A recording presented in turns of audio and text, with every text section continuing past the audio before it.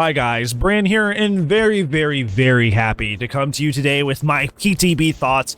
Probably the happiest I have ever been to do a PTB thoughts on any DLC that has ever come to Dead by Daylight. Guys, I have told you over and over the course of my entire history making content for Dead by Daylight that my dream chapter, my dream IP that could ever come to Dead by Daylight was the alien good old the Xenomorph, and we even got Ellen Ripley with it, which is one of the best written characters in not only horror but all of like film and media. Very fantastic. I'm going to be maining her alongside Jeff and maining the Xenomorph all the way up to P100. It's going to be great. It's going to be amazing. So how do I feel now that these things have actually hit the game? We got the map. We got, it's sort of the Nostromo, but also not. It's mostly LV-426, which is very cool as well. Although there's a little bit of discrepancy about that, but we'll talk about that. But yeah, I'm very excited. So let's talk about how things actually went. So first, let's talk about the star character, good old the Xenomorph. From every aspect, from a visual and sound design perspective, the character is quite literally perfect. I hear a lot of people talking about how the tail is kind of in the way. Guess what? The tail is actually a crosshair, by the way, for your M2. So if you hate that tail being in your way in terms of like hating it in terms of it being in your way while playing killer, joke's on you. That's actually a crosshair to hit your M2. So that's there on purpose. So there you go.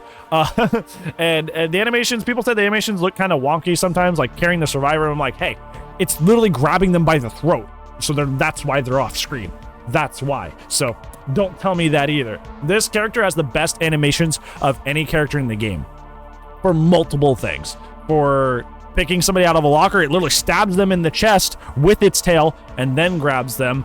And then it's just everything. Everything this character does animation-wise, both from the first and third person perspectives, looks really good. There's so much polish in this chapter, and it makes me extremely happy.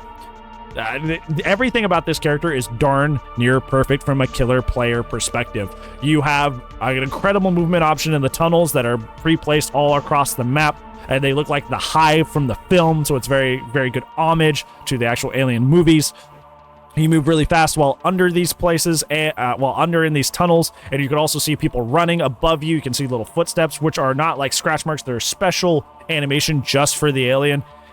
It's very fantastic, very well thought out. The second part of the alien's kit is the runner mode, which allows him to have a shorter tear radius, which is, stealth is integral to a character like the alien, and also gives you an M2, which is very strong. It is essentially tier 3 Nemesis minus the ability to break pallets, and you don't have to charge up to it literally at all. Yes, I said that. Nemesis tier 3 tentacle lunge. His M2 was given to Xenomorph for free as long as Xenomorph is in their runner mode. Now, how do you get knocked out of the runner mode? Is if you run into that fire that is set by the sentry turrets that the survivors can put down. If you run into that too much, you get knocked out of your runner mode, which gives you access to your tail. But the issue with that is that you can run add-ons that make the turrets nerfed, which means you can probably break them before you actually get knocked out of your power. And even without your add-ons, honestly, if you play smart, a lot of turret placements, you'll be able to actually smack them before you get knocked out of your power. Even use your own tail, which is the thing that... It's funny because the sentry turrets are made to knock you out of your power mode, so you don't have access to your tail, which is your M2, which is super powerful. But you can use your tail to destroy them, which has a lot of range. I think it's like 5 to 6 meters. It's kind of funny. But yeah, like even his counterplay is very like limited. So he is very good. Very good. I think just impressions, because I'll be the first one to tell you that people call things too early when it comes to PTBs. Very easily an A tier killer. Got the map mobility. Very good map mobility. Very strong M2. Very easily an A tier killer. Very easily an A tier killer. I am scared to see what people do when they decide to run 3-4 slow down into funny perk on this character. This character is going to be really hard to deal with for survivors. The one thing I say in terms of sound design that I actually do hate about this character, and it's like there's only 2 things I ended up disliking about this entire chapter, and this is going to be one of them. The chase music is back to kind of stuff that we've unfortunately dealt with before, where it kind of sounds like a washing machine on repeat. The stuff we dealt with Ghostface, where they had to get their music reworked because it was that bad, and now we ended up with something similar to Skull Merchant. Now we're on to that as well with the Alien. Is why I know that they're trying to take inspiration from the alarm on the Nostromo at the end of the first film, but it doesn't really sound like that very much. It sounds more like a printer going off or a washing machine. So they need to rework the chase theme because it's actually headache inducing, no pun intended, and I do not enjoy it.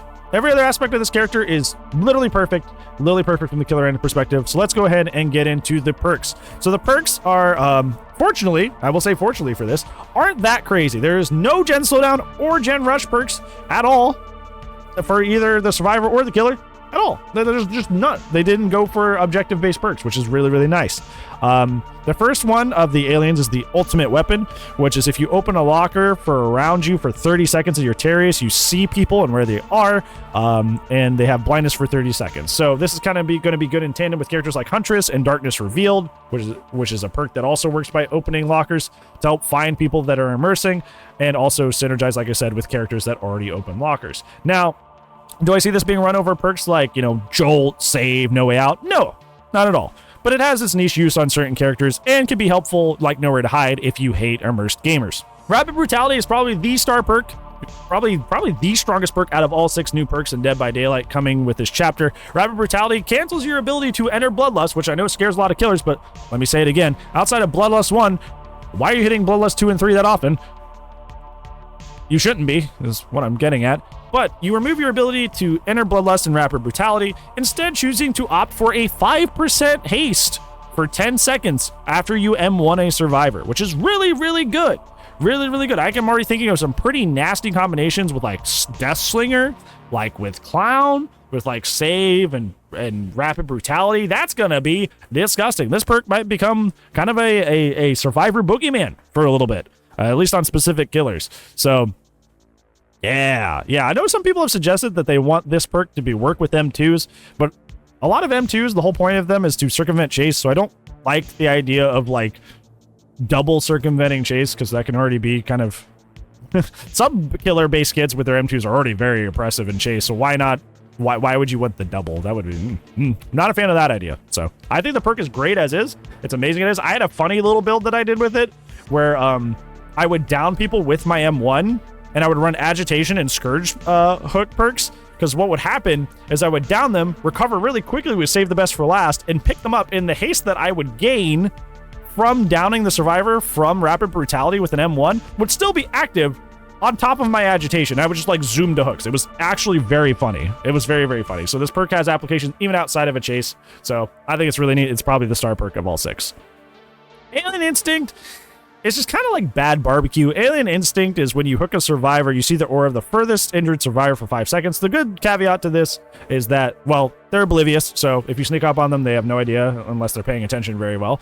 And also that it does say the furthest survivor, so it doesn't have a range of commit like barbecue does. So even if they're right next to you and they are the furthest survivor that's injured, you do see them. But the prerequisite that they have to be injured is kind of like something because, well, honestly, first off, obviously, the elephant in the room is that unless you like did some suppressor at the beginning of the match, there's going to be a lot of situations where this perk ends up being a dead perk slot, just because people stayed healed up, and you're like, oh, okay, well, the only person that was injured was the person I just downed and hooked, so now I just have no info, and this is just a dead perk slot.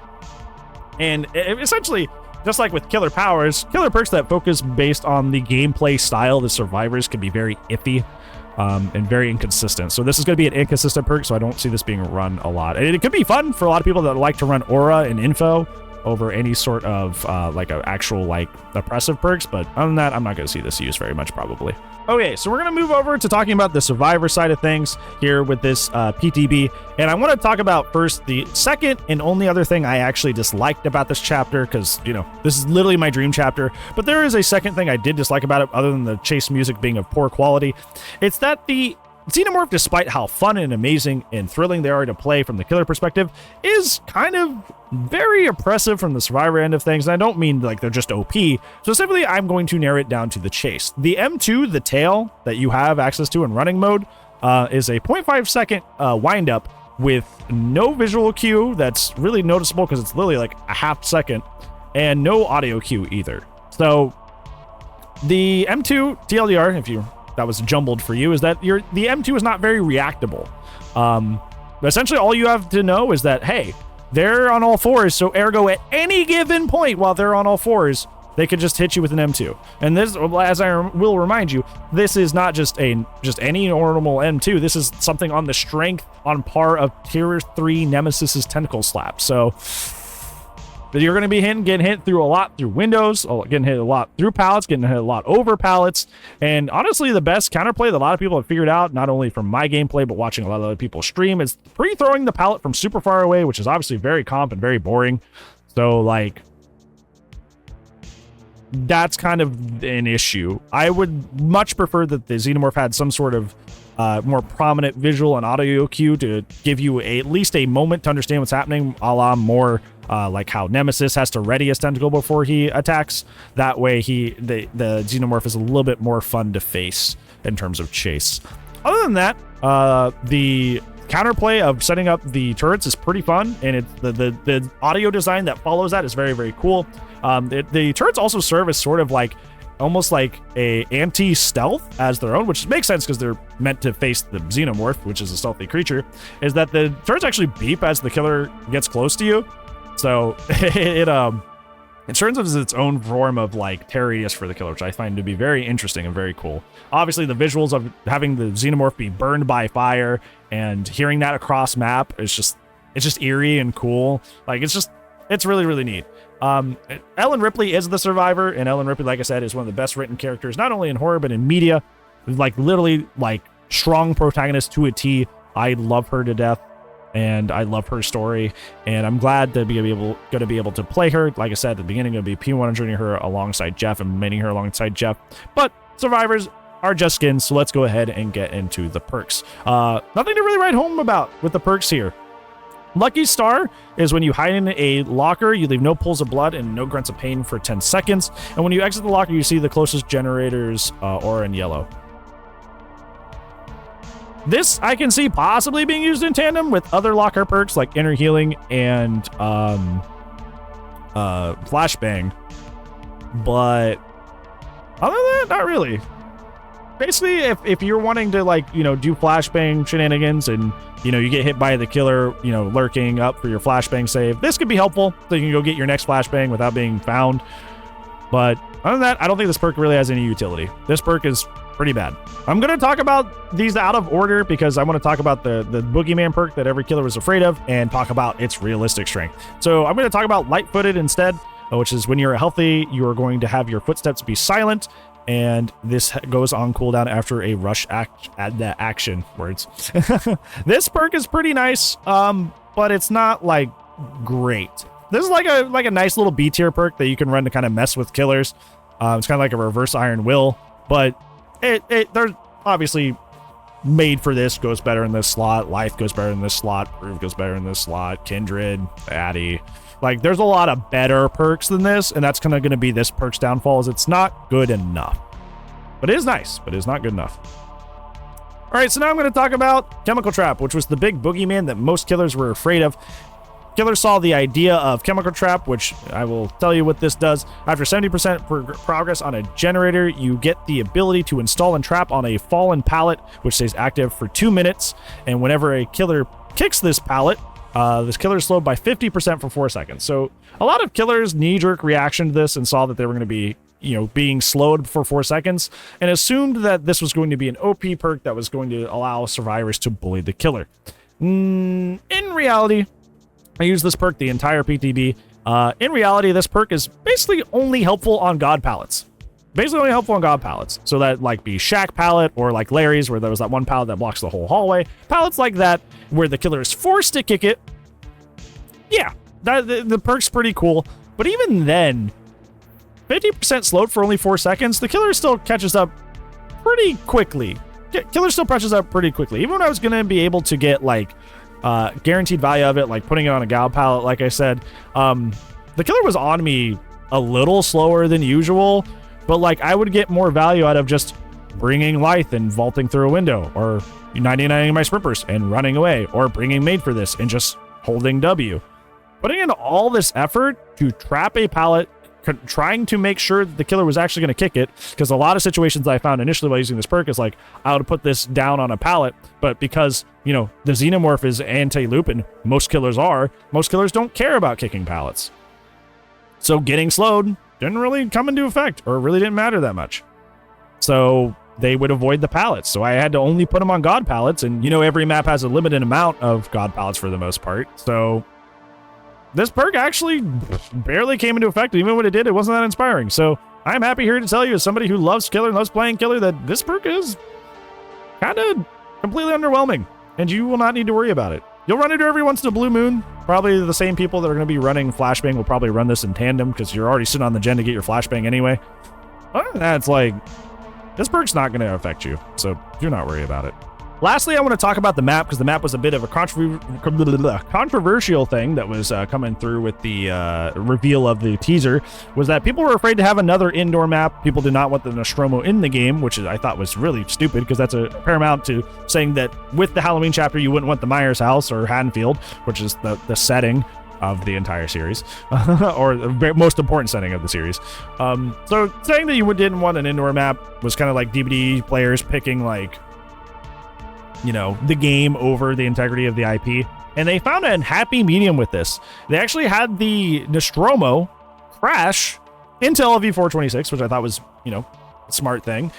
So now part of the Nostromo is available to you. You can go in it and kind of like mess around in there, but most of the map is just kind of like the creepy, like misty,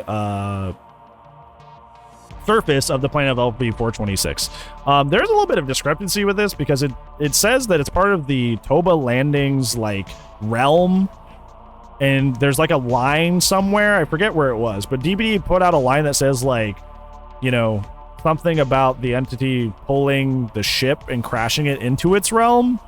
But like, this is clearly LV426 just based on its aesthetics, and also the fact that the space jockey's ship is literally visible on the edge of the map, which is on LV426, and also the Saturn-looking planet that, you know, you can see in the background of L426 and the many appearances it's made in the series is also up in the sky. So this is clearly LV426 and not something from Gabriel Soma's universe. So I'm not sure quite what's going on there. It doesn't really match with what's happening. I don't know if they said that and then somebody in the art team had already been putting the space jockey ship on. Like, I don't know. I don't know what happened there. Hopefully somebody can clear that up who's a little bit more privy to the lore behind what's happening in DBD, because it doesn't seem to match up. Anyways, the map is beautiful. Map is great. It's got some new tiles. There's a long wall, short wall that has like a long wall at the back that has a window vault, but the window vault is a U, so it's like harder to keep bloodlust with it, so it's good for survivors. But also it has some like 4 lanes, which are way more open than like normal 4 lanes, so it kind of like balances out. There's a really, really good like God palette at the front of the Crash Nostromo, but the rest of the Nostromo has much weaker palettes. Overall, I think it's a very cool map design. I feel like I played on Survivor, played it on Killer, and I didn't feel necessarily oppressed playing on the other side, which is a good feeling. I didn't feel like the map was working against me no matter what side I was playing. Like when I was playing Xenomorph, I hated that new long wall, short wall tile, because I was like, I feel like I was getting dunked on. But also when I was playing Survivor, I felt like I wasn't like running into a lot of den zones. I usually had something to use in most cases. Like it felt pretty balanced. It felt pretty okay, just from just, you know, the 1 7-hour stream I did. You know, I felt like I did not have a terrible time on either side. So that's always a good sign. It's always a good feeling. Yeah, but yeah, in total, overall, I absolutely loved this chapter. It is literally my dream chapter. It is my dream IP, and besides Alien needing a little bit more counterplay with the M2 and the chase music needing to be adjusted for the Alien, literally they nailed it. Literally they nailed it. I loved this. I'm very excited for it. I am very sad that I have to wait until the end of the month to play this, because like I want to get into this now. I want to play this now. I want to have my hands on this, and that's a feeling I haven't had in Dead by Daylight, besides when I found out that Myers is in the game and I started playing it, started binging it, which led to the rest of all this. So I am very excited very happy and very thankful that they did almost fully a completely faithful rendition of one of my most close to me IPs that I have. Because if you guys somehow have missed it up to this point, sorry, I didn't mean to smack the mic. Alien was the first franchise that I ever watched start to finish. I watched Alien vs. Predator, which was my first movie my dad let me watch. First horror movie my dad let me watch start to finish. And then I finished the rest of the Alien movies, and I was absolutely blown away. And that's what gatewayed me into horror in general, and ergo gatewayed me into being able to do this for you guys today. So I get to thank that big, scary alien thing for all of this and all of you. So it's really nice to have, you know, all the ends meet. You know, it's a good end to the story. So yeah, I'm very excited. Hopefully you guys get as happy and excited about it as I have. Let me know what you feel about the Alien chapter coming to Dead by Daylight down in the comments below, because that is going to be it for today's video. But I do upload daily, so I will see you tomorrow, friends. Thank you so much, and I'll see you when I see you. Goodbye.